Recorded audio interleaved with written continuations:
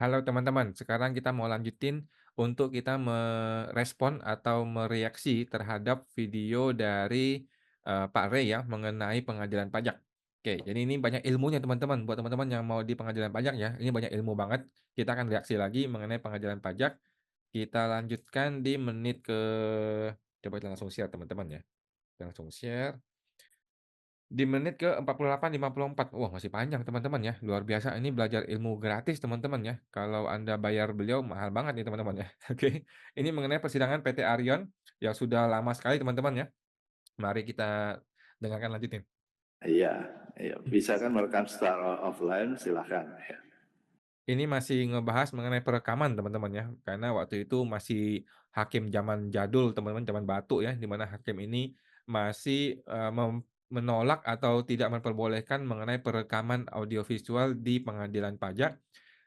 Berhubung gua juga waktu itu lagi live Instagram ya, jadi waktu itu sempat diributkan, tetapi sekarang sih semua sudah boleh ya. Sekarang semua orang sudah boleh merekam, sudah boleh disiarkan secara terbuka untuk umum, karena memang pengadilan itu dibuka dan terbuka untuk umum, teman-teman ya. Itu aja. Itu Baik. belum, informasi belum dimatikan live-nya, mungkin bisa di ini dulu. Bisa.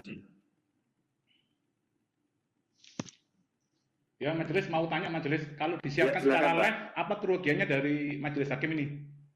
Mohon Bukan majelis. masalah kerugian Pak. Oke. Kita sesuai ketentuan kalau mau menyiarkan live, ya itu hanya apa namanya eh, pihak-pihak yang memang memiliki hak Iya. dan juga kewajiban di bidang penyiaran seperti pers gitu Pak, sesuai dengan ketentuan yang ada di kami. Rekan-rekan, pertanyaan dari penggugat, apa kerugian majelis hakim jika kemudian disiarkan secara langsung atau live? Lalu kemudian majelis hakim menjawab, kami tidak ada kerugian, tapi kami hanya ingin memastikan bahwa yang dapat menyiarkan adalah yang berwenang. Nah, pertanyaannya adalah, yang berwenang itu apakah hanya pers? Bukankah Perma 5 2020 telah mengatakan bahwa jika persidangan diberikan izin secara elektronik, maka tidak dibatasi bahwa yang dimaksud dengan peliputan elektronik itu hanya merekam saja. Karena tidak dibatasi, maka seharusnya melakukan peliputan atau rekaman secara langsung atau live juga tidak harusnya masalah. Karena memang Perma 5 2020 tidak mengatur demikian. Kalau sudah diberikan izin lalu masih dibatasi dengan alasan tidak ada wewenang untuk menyiarkan, kembali lagi, kalau ada kerugian, kerugian yang mana yang diderita dan siapa yang dirugikan? Kalau lembaga pengadilan pajak yang dirugikan, ya silakan menempuh upaya hukum. Kalau hakim pengadilan pajak yang dirugikan, silakan juga menempuh upaya hukum dari masing-masing pribadi hakim pengadilan pajak. Jadi menurut kami jawabannya kurang logis ya. Kalau dalam terminologi hukum itu rasio legisnya kurang tepat ya. Sepertinya cenderung dipaksakan saja dan kurang merefleksikan netralitas daripada pihak yang akan memeriksa, mengadili dan memutus perkara. Kita lanjutkan. Jadi ini persidangan sudah 50 menit teman-teman ya, sudah 50 menit masih ribut mengenai boleh atau tidak boleh merekam ataupun live Instagram, karena gue lagi live Instagram waktu itu. Nah, jadi ini hakim cenderung banget ya, cenderung banget terlihat dengan sangat terang benderang, dia tuh sangat ingin sekali ini tidak terbuka, gitu loh. Apakah ada intervensi dari pihak tergugat, yaitu DJP? Kita tidak tahu teman-teman ya, tetapi kita menduga bahwa ada intervensi gitu ya, bahwa hakim itu tidak ingin ini kasus terbuka untuk umum. Dia pengennya ini di ruangan tertutup aja, di ruangan mereka aja, tidak mau terbuka untuk umum. Kalau begitu masyarakat nggak bisa teredukasi dong. Nah, karena keinginan hakim ini, yang tidak berdasarkan hukum, dia mencari alasan, dia berpikir, di otaknya itu mikir, "Ini orang lagi live Instagram nih, gimana gua menghentikan live Instagram-nya kan?" Dia mikir, "Gimana caranya? Oh, kita kita kalahkan dia di kewenangan. Kita bilang dia tidak punya kewenangan. Lu kan PT Arion bukan pers, bukan, wartawan, kenapa lu live Instagram? Nggak boleh dong," dia bilang gitu kan. Secara logika masuk akal teman-teman, tetapi dibantahkan sama Pak Rey, ya mohon maaf nih, ya mohon maaf ya, kita pengacara nggak bisa dibodoh-bodohin sama hakim begitu ya. Pak Rey bilang, dalam Perma 5 tahun 2020 dibilang bahwa hakim itu punya kewenangan untuk mengizinkan. Kalau sudah mengizinkan, tidak ada lagi perbedaan antara pers ataupun non-pers. Kalau sudah diizinkan untuk merekam, ya silakan merekam, gitu loh. Nggak ada perbedaan pers dan non-pers. Tadi kan hakim sudah bilang bahwa Anda boleh merekam, boleh siaran live, boleh siaran, tetapi tidak boleh live. Dibantahkan lagi oleh si penggugat bahwa, "Lu ruginya apa?" Dia mentahkan lagi sama dia, "Oh, memang nggak rugi sih, tetapi kewenangan lu bukan pers." Dicari-cari alasannya oleh si hakim ini teman-teman ya, tetapi sudah jelas kita ini negara hukum teman-teman ya, bukan negara si oknum hakim ya. Kalau memang boleh ya boleh, kalau nggak boleh nggak boleh. Mana dasar hukumnya? Di dalam dasar hukum dijelaskan, tertulis dengan jelas ya, dalam Perma 5 tahun 2020, tidak ada perbedaan pers dan non pers. Kalau sudah diizinkan ya diizinkan gitu loh. Dan faktanya si hakim sudah mengizinkan. Dan hari ini teman-teman ya, September 2024 sudah tidak ada lagi hakim yang menolak perekaman ataupun penyiaran secara langsung yang namanya persidangan pengadilan pajak. Bahkan sekarang pengadilan pajak ya, kalau teman-teman buka di YouTube-nya ya, pengadilan pajak itu sudah mempersiapkan diri untuk melakukan persidangan secara live ya, seperti Mahkamah Konstitusi, seperti Komisi Yudisial. Pengadilan pajak sudah mempersiapkan diri bahwa pengadilannya akan di-live-kan melalui kanal YouTube-nya pengadilan pajak. Luar biasa ya, PP ya, Sekretariat Pengadilan Pajak akan menyiarkan secara live persidangan mereka. Dan itu bagus teman-teman ya, inilah reformasi pengadilan pajak ya. Jangan kayak oknum KPP yang masih masih menolak perekaman, gimana kalau lu korupsi nggak ada yang ketahuan dong kalau nggak boleh merekam. Jadi Betul, kalau betul kerugiannya secara Mas Jis langsung ya, tidak kami ada majelis ya? sepakat terkait itu. Tapi kan ya Ya, sebetulnya ini kan tujuan saudara apa live itu aja pertanyaan Mas. ya tujuan kami untuk live itu ya telah kami sampaikan tadi kan untuk edukasi Karena ini terhadap majelis, masyarakat. karena ini untuk edukasi, ini kan sebenarnya kasus kami paling gampang ini majelis, karena hanya untuk pelanggaran prosedur tata cara pemeriksaan. Nah ini Ya. dari semua putusan pengadilan pajak yang sudah saya download, ada hampir 8.400 putusan, tidak pernah ada satupun WP yang memenangkan perkara ini majelis. Oh gitu. Tidak pernah ada satupun WP yang pernah memenangkan perkara ini.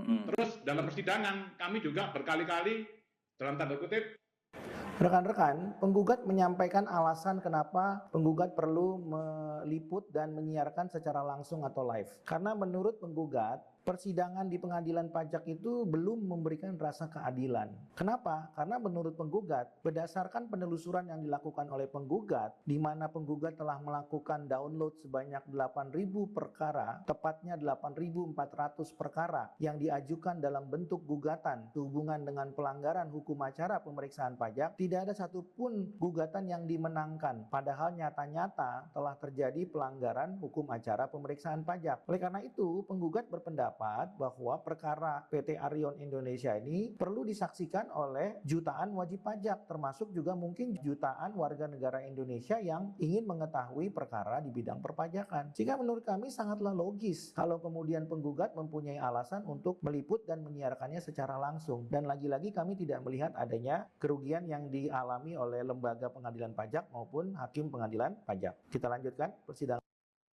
Ya, jadi Pak Rey orang yang sangat santun teman-teman ya, sangat santun, nggak seperti gue yang belak-belakan ya.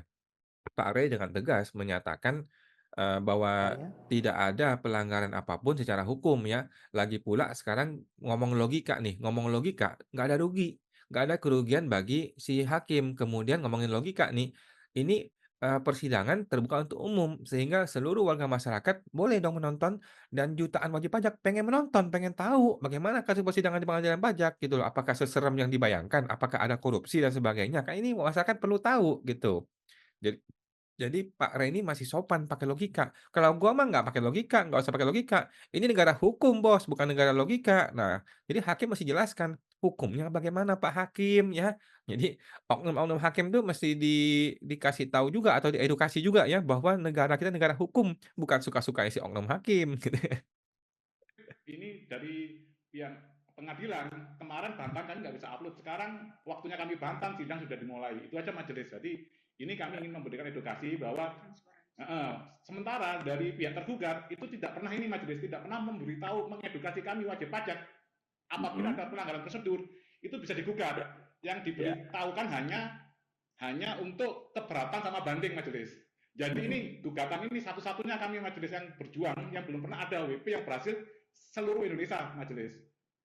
Ya, jadi teman-teman ya, buat teman-teman ketahui bahwa oknum-oknum pemeriksa pajak itu tidak pernah mengedukasi Anda bahwa hasil keputusan dari pemeriksaan pajak itu bisa digugat di pengadilan pajak. Mereka selalu mengatakan, lu boleh mengajukan keberatan di Kanwil. Keberatan kan oknum dia juga, satu komplotan, yang percuma kita keberatan, ya kan? Tetapi ada satu upaya hukum namanya gugatan ke pengadilan pajak yang mereka tidak pernah kasih tahu ke kita. Oknum-oknum pemeriksa pajak, teman-teman ya. Tetapi kalau ketemu orang-orang yang pintar, yang benar pintar seperti Pak Ray, kita diedukasi bahwa bisa loh upaya hukum namanya gugatan di pengadilan pajak. Dan PT Arion adalah mungkin satu-satunya yang melakukan gugatan atas ini ya, atas, jangka waktu pemeriksaan pajak yang melewati 6 bulan. Oh Mhm, gitu ya. Ya mhm. nanti tinggal Itu terus dipelajari aja itu tidak berhasil dalam pemeriksaan pajak tadi, masalahnya di mana. dalam pemeriksaan pajak kami banyak mengalami intimidasi majelis, Oh, termasuk diancam pidana dan lain-lain majelis. oh, ya, ya. Sehingga biar transparan ini bagi wajib pajak, karena banyak teman-teman kami WP itu perusahaannya kolaps majelis. Rekan-rekan, apa yang disampaikan oleh penggugat ini sebenarnya suatu fakta yang mungkin juga sudah sering dialami oleh banyak wajib pajak. Namun demikian wajib pajak tersebut tidak punya nyali untuk menyampaikan, merekam, apalagi menyiarkannya secara terbuka. Apa yang disampaikan oleh penggugat ini adalah satu keniscayaan di mana ancaman-ancaman atau intimidasi-intimidasi itu memang patut diduga sudah sering terjadi karena itu bukan hal yang baru. Kenapa demikian? Karena sedemikian rupa wajib pajak dikondisikan untuk tidak bisa menempuh upaya hukum karena keterbatasan atau karena ketidaktahuan daripada peraturan. Ya, teman-teman ya, jadi wajib pajak diintimidasi dan dikondisikan supaya tidak bisa menempuh upaya hukum. Ini sudah sering terjadi ya, terjadi pada banyak orang teman-teman ya. Kalau yang dulu nonton coba teman-teman kasih komentar deh. Perundang-undangan khususnya hukum acara di bidang pemeriksaan pajak. Jadi menurut kami ini adalah suatu masukan juga yang harus dipertimbangkan oleh majelis hakim ya, karena ketua majelis juga seorang mantan pegawai Direktorat Jenderal Pajak dan tentunya mungkin yang bersangkutan juga mempunyai pengalaman yang kurang lebih hampir sama kalau tidak mirip ya dengan apa yang dialami oleh penggugat. Sehingga menurut kami cukup beralasan kalau kemudian penggugat perlu merekam dan kemudian menyiarkan secara langsung atau live berkaitan dengan sidang pemeriksaan perkara aku. Kita lanjutkan persidangannya. Oke, teman-teman ya. Jadi kata Pak Ray yang tadi itu sudah disampaikan ya bahwa memang terjadi ya intimidasi, memang terjadi yang namanya pengkondisian oleh oknum-oknum pemeriksa pajak supaya kita wajib pajak tidak dapat melakukan upaya hukum seperti gugatan ataupun keberatan dan sebagainya. Lagi pula kita akan diancam dengan penambahan nilai potensi tambah 30% ketika kita melakukan upaya hukum gitu. Nah, karena ada dugaan-dugaan intimidasi seperti inilah, maka proses persidangan atau proses upaya hukum seharusnya itu terbuka untuk umum. Harusnya itu dapat direkam gitu. Kalau direkam kan nggak ada tuh yang namanya intimidasi-intimidasian. Coba deh teman-teman ya kalau lu merekam di kantor pajak. Mana ada intimidasi-intimidasi. Intimidasi hanya terjadi ketika tidak ada perekaman. Intimidasi hanya terjadi ketika si wajib pajak dapat dikondisikan supaya ini barang nggak bisa keluar. Kalau ini barang sampai keluar, sampai viral, matilah si oknum itu ya. Tetapi kalau tidak boleh merekam di KPP, seperti yang sekarang terjadi di banyak KPP ya, akibatnya kan intimidasi terjadi dengan bebas, suka-suka dia gitu teman-teman ya, apalagi kalau mau korupsi, ya suka-suka dia lah, terjadi di dalam, nggak ada rekaman kan beres gitu teman-teman ya. Oke, itu teman-teman ya, kita akan potong lagi video ini di menit ke 54, 57 dan kita akan, bikin lagi video lanjutan lagi untuk mereaksi terhadap video ini teman-teman ya. Semoga terbantu, sampai jumpa lagi.